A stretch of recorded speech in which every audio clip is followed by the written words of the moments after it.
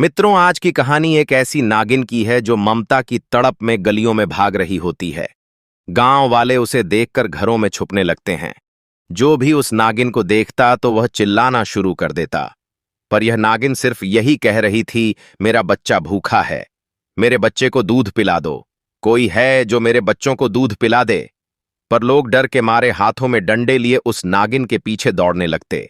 यह नागिन खुद को बचाती हुई पहाड़ी पर पहुंचती है।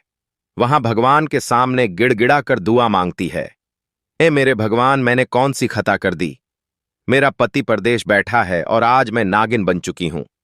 मेरा बच्चा भूख से अकेला घर में बिलख रहा है। दोस्तों, इस जालिम औरत ने एक ऐसा जुल्म किया कि जिसे सुनकर आपकी आंखों में भी आंसू आ जाएंगे। और फिर उसे ऐसी बद्दुआ लगी कि आज यह पहाड़ों पर और जंगलों में भटक रही है। मित्रों, यह कहानी एक ऐसी बद्दुआ के बारे में है जिसके नतीजे में होने वाली तबाही से यह औरत महफूज ना रह सकी और बरसों अपनी संतान से जुदा रही। आखिर ऐसा क्या हुआ था कि इस औरत के नसीब में यह बर्बादी लिख दी गई? आखिर वो बद्दुआ किसने दी थी और क्यों दी थी? तो चलिए चलकर यह किस्सा सुनते हैं। दोस्तों, यह कहानी एक गरीब औरत राधा के बारे में है। राधा अपने पति के साथ एक छोटे से गांव में रहती थी। उसका छोटा सा घर उसकी खुशियों का गहारा था। शादी के बाद वह दोनों बहुत खुश थे। रंग बिरंगे चमकीले कपड़े और चमकती खनकती चूड़ियां राधा की कमजोरी थीं और शादी के बाद उसे यह पर्याप्त मात्रा में मिली थी। वो हरदम सजी समरी रहती। अपने पति की मोहब्बत पाकर वह खुद को दुनिया की सबसे खुशकिस्मत लड़की समझ रही थी। लेकिन शादी को जब 1 साल का वक्त हो गया तो राधा की खुशियों को जैसे किसी की नजर लग गई, क्योंकि अब लोग दबे छुपे लफ्जों में उसे बच्चे के बारे में पूछने लगे थे। अरे, अभी तक तुम्हारी संतान नहीं हुई? शादी के बाद पहला बच्चा जितनी जल्दी हो जाए तो उतना ही अच्छा होता है, वरना अगर पहली बार ही देर हो जाए तो फिर बहुत देर हो जाती है। लोग तरह तरह की बातें करने लगे और राधा को तरह तरह के मशवरे देने लगे और वो लोगों की बातों पर बौखला जाती, घबराकर अपने पति से कहती, कृष्ण, लोग बार बार बच्चे के बारे में पूछते रहते हैं और मैं उन्हें जवाब देते थक चुकी हूं। भगवान के खजानों में कौन सी किसी चीज की कमी है, तो फिर वह मुझे क्यों संतान की दौलत से दूर रख रहा है? तुम ऐसा करो, मुझे किसी आयुर्वेदाचार्य के पास चेक करवा दो, शायद कुछ अच्छा हो जाए, शायद मुझे भी संतान नसीब हो जाए। राधा बहुत हसरत से कहती, जबकि कृष्ण उसे तसल्ली देता और कहता, ऐसा कुछ भी नहीं है। तुम्हें किसी आयुर्वेदाचार्य या दवा की जरूरत नहीं है, तुम बिल्कुल ठीक हो। लेकिन फिर भी अगर तुम्हारी तसल्ली आयुर्वेदाचार्य के पास जाकर ही होगी तो फिर मैं तुम्हें ले जाता हूं। कृष्ण ने राधा की तसल्ली करवाने की खातिर एक आयुर्वेदाचार्य से वक्त ले लिया और उसे लेकर वहां चला गया। आयुर्वेदाचार्य ने राधा को अच्छे तरीके से देखा और यही कहा, सब कुछ ठीक है, बस भगवान की तरफ से देर है। तुम दोनों प्रार्थना करो, भगवान जल्द तुम्हारी झोली भर देगा। राधा वहां से आने के बाद बहुत खुश थी और उसे इस बात का यकीन हो चला था कि बहुत जल्द वो मां बन जाएगी। आजकल वो खुश थी और लोगों को यही कहती थी कि अब जल्द भगवान उसकी सुन लेगा। लेकिन दिन गुजरते जा रहे थे और राधा जिस खुशखबरी के इंतजार में थी उसे अभी तक वह खबर नहीं मिली थी और दिन ब दिन राधा मुरझाती जा रही थी। इस दौरान शादी के 8 बरस गुजर चुके थे और जब राधा बिल्कुल नाउम्मीद हो गई तो भगवान ने उसे मां बनने की खुशखबरी सुना दी। राधा को जब यह खबर मिली तो उसे जैसे यकीन ही नहीं आया। वो खुशियों से रो पड़ी और कहने लगी, तुम मेरे साथ मजाक कर रहे हो। लेकिन कृष्ण ने जब उसे मोहब्बत से यकीन दिलाया तो फिर राधा की खुशियों का कोई ठिकाना नहीं रहा था। वो खुश रहने लगी और लम्हा बलम्हा अपनी संतान का इस दुनिया में आने का इंतजार करने लगी। कृष्ण ने उन दिनों राधा का बहुत ख्याल रखा, उसे हर खुशी दी, उसको हर वो चीज लाकर दी जिसकी राधा को जरूरत हो सकती थी। वो अपनी हैसियत से बढ़कर राधा का ख्याल रखता और उसे आराम देने की कोशिश करता। 9 माह के लंबे और सब्र आजमा इंतजार के बाद राधा ने एक बहुत खूबसूरत बेटे को जन्म दिया और उसे पाकर जैसे उसे पूरी दुनिया मिल गई। अब तक उसके घर में जो खामोशी और सन्नाटे थे, उसके बेटे के आने से वह खत्म हो चुके थे। अपने बेटे को देखकर खुद कृष्ण भी बेहद मसरूर था। उन्हीं दिनों में कृष्ण का विदेश का वीजा लगकर आ गया और वह राधा को ढेरों तसल्ली और दिलासा देने के बाद अच्छी किस्मत और बेहतर भविष्य के लिए विदेश चला गया। कृष्ण का बेटा अभय तब 3 महीनों का हो चुका था। राधा ने कृष्ण को रोकने की बहुत कोशिश की, लेकिन उसका कहना था, अब हमें अपने बारे में नहीं बल्कि अपने बच्चे के बारे में सोचना है और उसके बेहतर भविष्य के लिए मुझे यह कदम उठाना ही पड़ेगा। राधा ने बहुत मुश्किल से अपने दिल पर पत्थर रखकर कृष्ण को जाने की इजाजत दे दी और खुद को अपने बच्चे के लिए समर्पित कर दिया। कृष्ण के जाने के बाद वह बहुत उदास रहती, लेकिन फिर उसने अपने बेटे को अपना साथी बना लिया और हर वक्त अपने बच्चे के साथ लगी रहती और उसके नाज नखरे उठाती रहती। वो जैसे अपने बेटे के साथ एक छोटे से घर में कैद होकर रह गई थी। उसने कहीं पर भी आना जाना छोड़ दिया था और अपने बेटे के साथ अपने मन को बहला लिया था, क्योंकि अब कृष्ण भी यहां पर नहीं था और राधा को उसकी कमी बहुत महसूस होती थी, लेकिन अपने बच्चे के साथ लगकर वो बहल जाती थी। एक दिन राधा अपने बच्चे के साथ खेल रही थी। वो बातों में मशरूफ थी जब उसके घर के बाहर एक सन्यासी ने आवाज लगाई, मैं भूखा हूं, खाने को भोजन दो। लेकिन राधा बदस्तूर अपने बच्चे के साथ मग्न रही। उसने सन्यासी की आवाज को नहीं सुना, लेकिन सन्यासी ने दोबारा जोर से बुलंद आवाज लगाई। अब की बार भी राधा ने उसकी आवाज को नहीं सुना और अपने बच्चे के साथ खेलती रही। सन्यासी को बाहर उनकी आवाजें सुनाई दे रही थीं और अब उसे इस बात पर गुस्सा आने लगा कि आखिर राधा उसकी आवाज क्यों नहीं सुन रही। तभी उस सन्यासी ने गुस्से में उसे आवाज दी, बाहर आओ और मेरी बात सुनो। सन्यासी की गरजदार और बारब आवाजें सुनकर राधा का दिल सहम गया और वह बेजारी से तेजी से बाहर आई। सन्यासी को गुस्से में देखकर राधा कांप गई थी और कहने लगी, माफ कीजिएगा, मैंने आपकी आवाज नहीं सुनी। जबकि वह सन्यासी गुस्से से बोला और कहने लगा, मुझे तुम्हारी आवाजें बाहर तक सुनाई दे रही थीं और तुम कहती हो तुमने मेरी पुकार नहीं सुनी। तुमने बहुत गलत किया। अब मैं तुम्हें श्राप देता हूं कि तुम अपने बेटे से जुदा हो जाओ और 15 वर्षों तक तुम एक नागिन बनकर जंगल में भटकती रहो। यह मेरा श्राप है कि तुम्हारे साथ ऐसा ही हो। सन्यासी की यह बात सुनकर राधा का दिल उछलकर हलक में आ गया और वो एकदम जर्द पड़ गई। कहने लगी, भगवान का वास्ता है, आप मुझे ऐसी श्राप मत दें। मैंने पहले ही बहुत मन्नतों और इच्छाओं के बाद अपने बेटे को हासिल किया है। भगवान ने एक लंबे वक्त से मुझे संतान सुख से दूर रखा और अब जब संतान के साथ जीने और खेलने का वक्त आया है तो आप मुझे उससे जुदा होने की शाप दे रहे हैं। मेरे साथ ऐसा मत करें, मैं तो जीते जी मर जाऊंगी। बदले में आपको जो कुछ भी चाहिए होगा मैं आपको दूंगी। बस एक बार अपनी श्राप वापस ले लें। राधा यह कहते हुए उस सन्यासी के कदमों में गिर गई और रोने लगी। उसने अपनी साड़ी का आंचल भी उस सन्यासी के कदमों में रख दिया ताकि एक बार वह राधा की बात मान ले और उसे बख्श दे।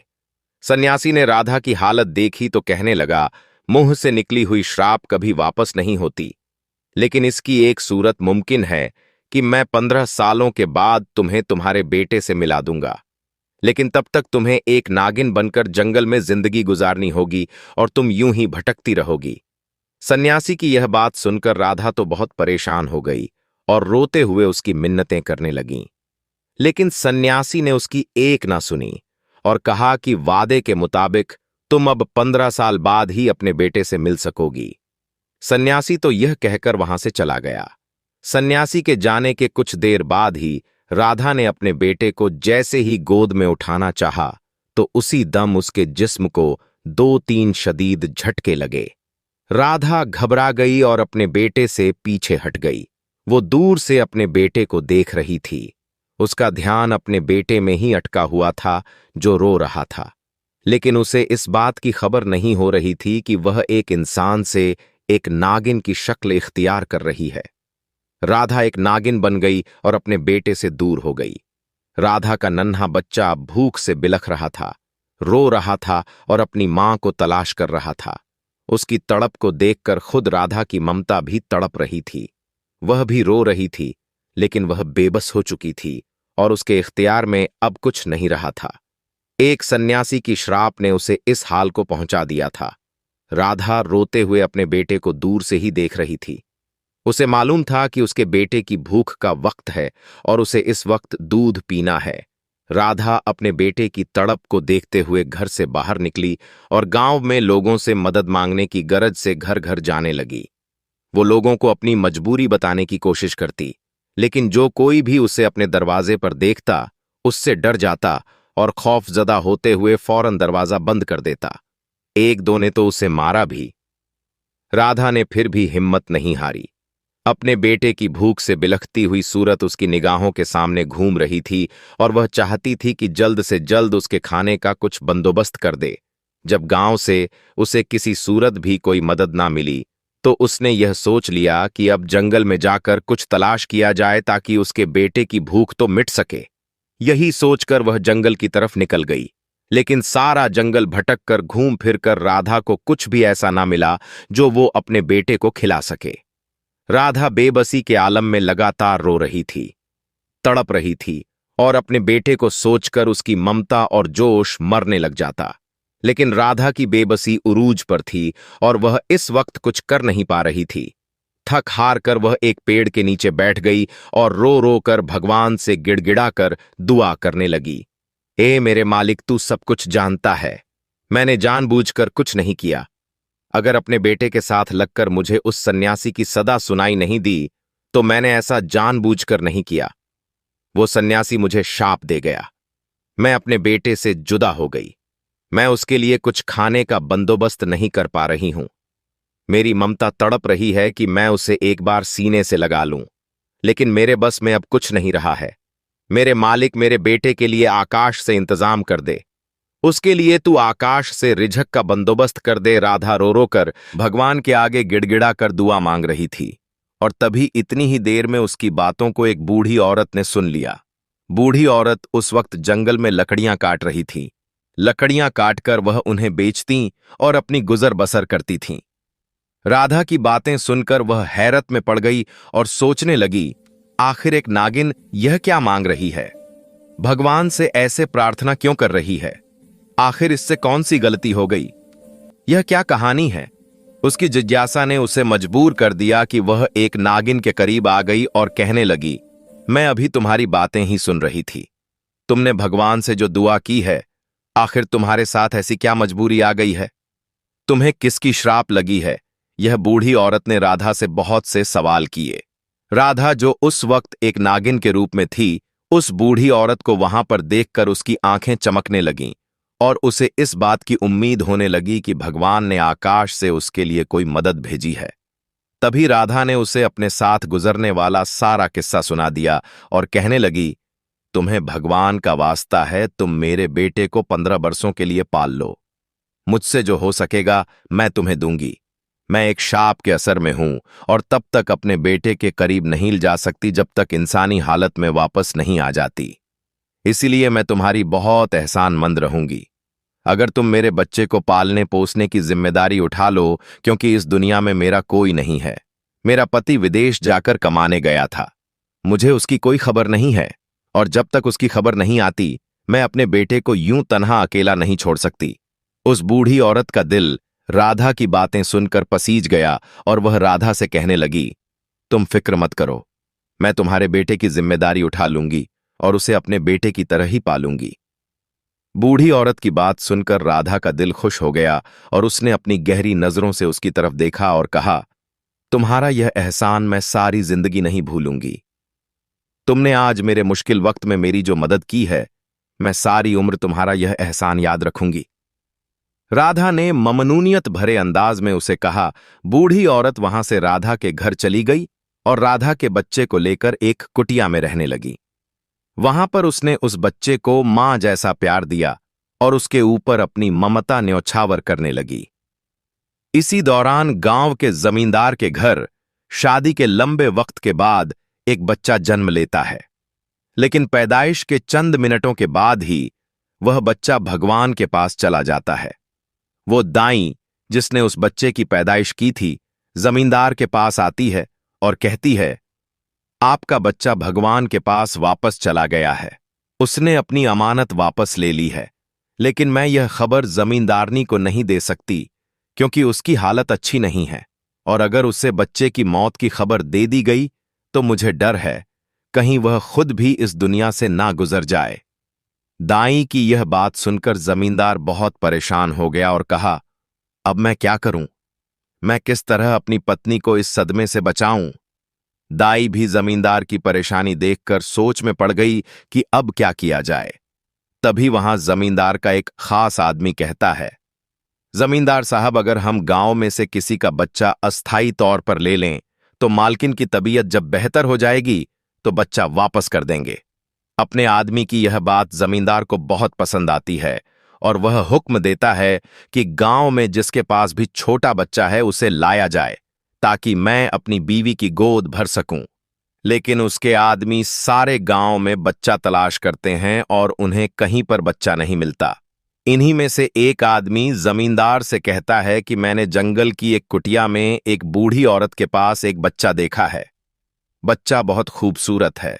अगर आप कहें तो मैं वहां से वह बच्चा ले आता हूं और उस बूढ़ी औरत से सौदेबाजी कर लेते हैं। जमींदार को यह ख्याल पसंद आता है और वह उस आदमी को जंगल भेज देता है। जमींदार का वह आदमी उस बूढ़ी औरत के साथ सौदेबाजी कर लेता है और उसे कहता है कि हम तुम्हें बहुत सारी जमीन और दौलत देंगे, तुम यह बच्चा हमारे हवाले कर दो। वो बूढ़ी औरत पहले तो राजी नहीं होती, लेकिन संपत्ति की खातिर वह मान जाती है और वह बच्चा जमींदार के आदमी के हवाले कर देती है। जमींदार की तरफ से उस बूढ़ी औरत को बहुत ज्यादा इनाम और दौलत दिया जाता है। वह बूढ़ी औरत इतनी दौलत पाकर बहुत खुश हो जाती है। वो बच्चा अब जमींदार की हवेली में आ जाता है और जमींदारनी की गोद में पलने लगता है। जमींदारनी बहुत खुश होती है और दिन रात अपने बच्चे के साथ लगी रहती है। उसे खुश देखकर जमींदार भी खुश होता है। बस एक डर उसके दिल में बैठ जाता है कि कहीं जमींदारनी को इस बात का पता ना चल जाए कि वो बच्चा उसका नहीं। लेकिन वो डर भी खत्म हो जाता है क्योंकि बूढ़ी औरत तो वैसे भी गांव छोड़कर चली जाती है, इसलिए जमींदार बेफिक्रा हो जाता है कि उसकी पत्नी को सच मालूम नहीं होगा। वक्त यूं ही गुजर रहा था। मौसम बदलते जा रहे थे। 15 बरस बीत गए। राधा, जो इन 15 बरसों में जंगल में नागिन बनकर भटकती रही और अपनी ममता से मजबूर तड़पती रही, बेटे को याद करके रोती रही, अब इंसानी रूप में आ चुकी थी। वो फौरन उस बूढ़ी औरत की कुटिया पर पहुंची, लेकिन यह देखकर उसके कदमों तले से जमीन निकल गई कि वह बूढ़ी औरत वहां पर मौजूद नहीं थी और ना ही उसका बच्चा वहां मौजूद था। राधा बहुत परेशान हो गई, जबकि उसकी आजमाइश खत्म हो चुकी थी। उसका श्राप का असर खत्म हो चुका था। तब फिर वह बूढ़ी औरत कहां गई? उसका बच्चा कहां गया? राधा ने बहुत ढूंढा, लेकिन उसे कहीं उसका पता ना मिला। ना उसका बच्चा और ना ही वह बूढ़ी औरत उसे मिली। राधा परेशान हो गई थी और उसका दिल बैठने लगा था। तभी उसे उस बूढ़े सन्यासी का ख्याल आया जिसने उससे वादा किया था कि 15 बरसों के बाद वह उसे उसके बेटे से मिलवा देगा। राधा बेताबी से उस बूढ़े सन्यासी के पास गई और उसे सारी सूरतें हाल बताई।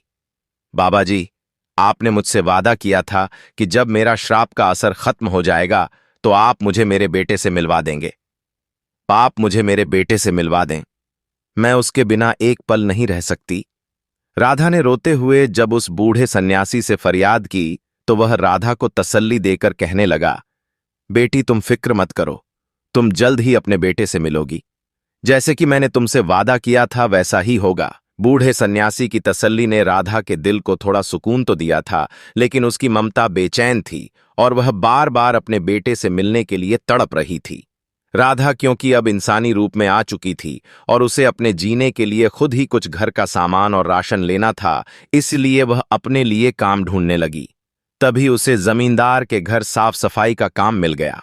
राधा जमींदार के घर में सफाई का काम करने लगी।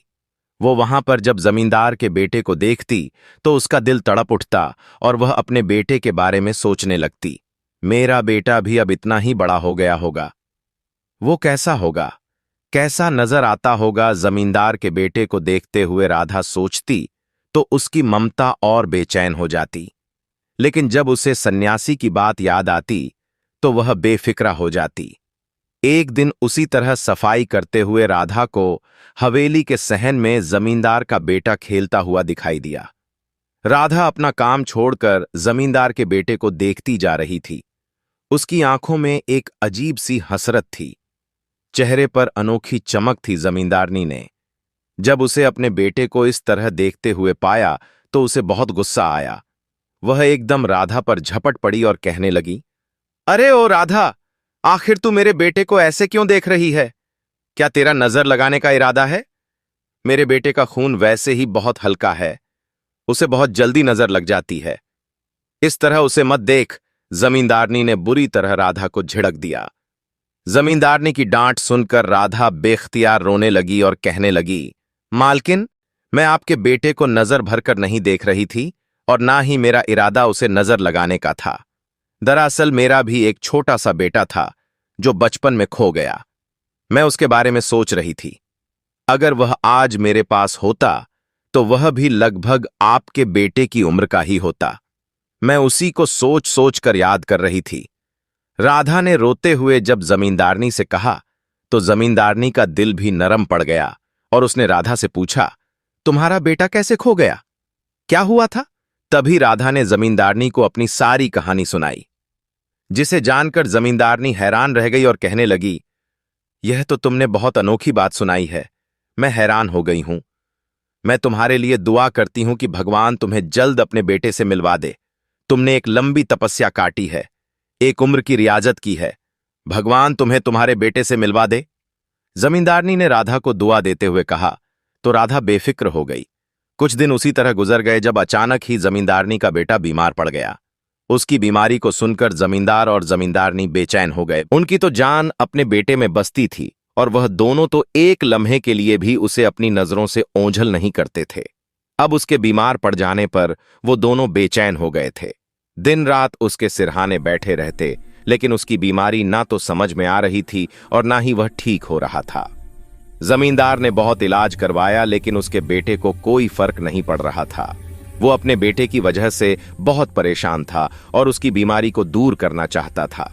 तभी एक दिन उसके आदमी ने उसे कहा, चौधरी साहब, इस गांव में एक बूढ़ा सन्यासी रहता है जिसकी दुआ और दम में बहुत असर है। अगर हम उससे आपके बेटे को दिखवा दें तो शायद वह ठीक हो जाए। जमींदार, जो आजकल अपने बेटे को लेकर बहुत परेशान था और कई तरह के इलाज आजमा चुका था, उसने सोचा एक बूढ़े सन्यासी का दम भी आजमा लिया जाए। इसीलिए उसने अपने उस आदमी को हुक्म दिया कि उस बूढ़े सन्यासी को हवेली में लाया जाए। वह आदमी यह सुनकर फौरन चला गया और थोड़ी ही देर के बाद उस बूढ़े सन्यासी को हवेली में ले आया। बूढ़े सन्यासी ने जब जमींदार के बेटे को देखा तो कहने लगा, इसका इलाज सिर्फ एक ही तरह मुमकिन है। अगर इसकी सगी मां इसके माथे पर हाथ रखकर बोले, बेटा अब उठ जाओ, अब तुम ठीक हो, तो फिर यह अपनी बीमारी से बाहर आ सकता है, वरना यह मुमकिन नहीं। बूढ़े सन्यासी की बात सुनकर जमींदारनी की आंखें एकदम चमक उठीं, जबकि जमींदार कुछ बेचैन हो गया। जमींदारनी कहने लगी, बाबा जी, आपका बहुत शुक्रिया।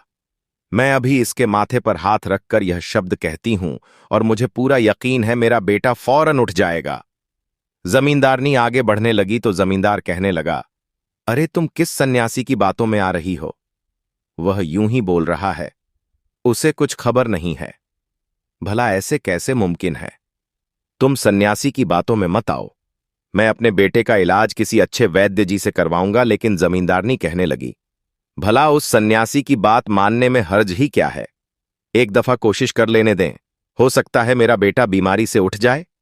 यह कहकर जमींदारनी आगे बढ़ी और अपने बेटे के माथे पर हाथ रखकर कहा, बेटा अब उठ जाओ, इस बीमारी से बाहर निकल आओ, तुम्हारी मां बहुत बेचैन है।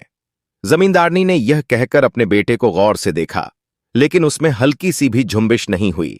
जमींदारनी ने बेबसी से सन्यासी की तरफ देखा और फिर जमींदार की तरफ, जिसकी आंखें कह रही थीं, देखा, मैंने कहा था ना, इस सन्यासी की बातों में मत आना। जमींदारनी की आंखें लबालब आंसुओं से भर गईं। तभी वह बूढ़ा सन्यासी बोला, मैंने कहा था, इस लड़के की अपनी सगी मां जब उसके माथे पर हाथ रखेगी तभी यह उठेगा, वरना नहीं। यह सुनकर जमींदारनी का रंग नीला पड़ गया और उसने बेयकीनी भरी नजरों से उस सन्यासी की तरफ देखा और कहने लगी, बाबा जी, यह आप क्या कह रहे हैं? इसकी मां मैं हूं और भला यह मेरे कहने पर क्यों नहीं उठेगा? तभी वह सन्यासी बोला, नहीं बेटी, तुम इसकी मां नहीं हो। अगर तुम इसकी मां होती तो यह फौरन इस बीमारी से बाहर निकल जाता। सन्यासी की बात सुनकर जमींदारनी ने नासमझी से जमींदार की तरफ देखा, जो इस बात पर नजरें चुरा रहा था। उसका अंदाज जमींदारनी को यह समझाने के लिए काफी था कि यह लड़का उसका बेटा नहीं है। इस हकीकत का एहसास होते ही जमींदारनी फूट फूट कर रोने लगी, जबकि जमींदार उसे अपने सीने लगाए तसल्ली और दिलासा देने लगा और उसे सारी हकीकत से आगाह कर दिया। जमींदारनी को हकीकत पता लगने के बाद जमींदार ने अपने उस आदमी को हुक्म दिया कि उस बूढ़ी औरत को ढूंढ कर लाया जाए ताकि वह इस बच्चे को होश में ले आए। उस आदमी ने कई घंटों की मशक्कत के बाद उस बूढ़ी औरत को ढूंढ लाया, लेकिन जब उसने बच्चे के माथे पर हाथ रखा तो वह लड़का होश में ना आया, बल्कि उसी तरह बेहोश रहा। तब वह बूढ़ी औरत बहुत शर्मिंदा हुई और उसी शर्मिंदगी में उसने सारा सच बयान कर दिया और बता दिया कि यह बच्चा उसका नहीं है, बल्कि एक नागिन का था जिसे किसी सन्यासी की श्राप लगी थी। यह सुनकर वहां पर मौजूद राधा एकदम चौंक उठी और आगे बढ़ती है। वह लड़के को गौर से देखती है और अपना हाथ उस लड़के के माथे पर रखकर कहती है, बेटा अब उठ जाओ, इस बीमारी से बाहर निकल आओ। उसका इतना ही कहना था कि उस लड़के के जिस्म में झुंबिश हुई और वह एकदम होश में आ गया। यह नजारा देखकर वहां पर मौजूद सब लोग हैरान रह गए और सब राधा की तरफ देखने लगे। तभी वह बूढ़ा सन्यासी बोला, यही इस बच्चे की असली मां है, इसी ने इसे जन्म दिया है। मैंने ही इसे श्राप दिया था और मेरे ही श्राप के असर में यह नागिन बनकर 15 बरस जंगल में भटकती रही। अब इसकी तपस्या खत्म हो गई है। यह अपने बच्चे को ढूंढ रही थी और प्रकृति ने इस तरह इन दोनों को मिलवा दिया और आज मेरा वादा पूरा हुआ। यह कहकर वह बूढ़ा सन्यासी वहां से चला गया, जबकि वह बूढ़ी औरत राधा से माफी मांगने लगी और कहने लगी, दौलत के लालच ने मुझे अंधा कर दिया था, जिसकी वजह से मैंने तुम्हारे बेटे को जमींदार के आगे बेच दिया, लेकिन राधा ने उसे माफ कर दिया क्योंकि उसका बेटा एक अच्छे घर में पल बढ़कर जवान हो रहा था।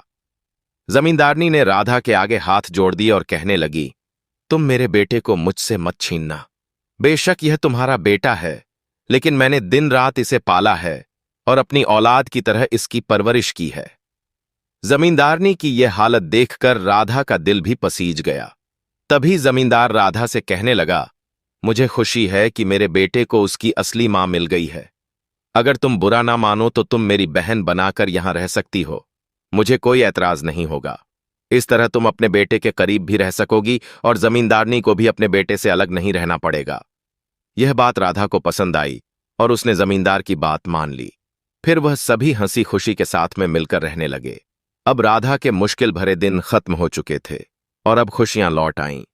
लेकिन मित्रों, राधा का पति अभी विदेश से लौटकर नहीं आया। यदि आप लोगों को इस कहानी का भाग 2 देखना है तो कमेंट बॉक्स में आप लोग हमें बताना। हम जल्द ही इस कहानी का भाग 2 लेकर हाजिर होंगे।